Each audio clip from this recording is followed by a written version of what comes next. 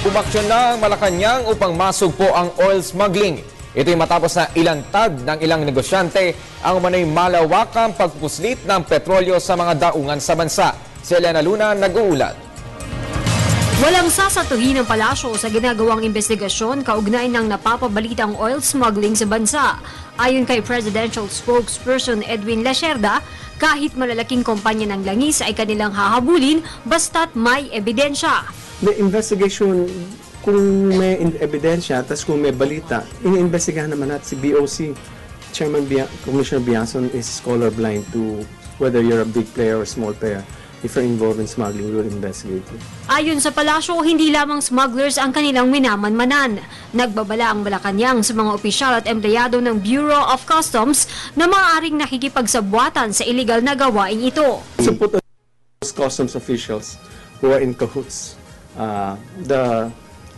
The case is not limited only to smugglers, but also to those customs officials who will participate in any manner in smuggling of any merchandise. Kasabay nito, hinikayat din ng ehekutibo ang publiko na tulungan ang kanilang ginagawang investigasyon. Certainly, we will welcome any evidence or leads to that effect. If you know of any particular official involved there, we will be more than happy to forward them to the agency, to DOF, to DOTC if it's Coast Guard, and to look into the matter.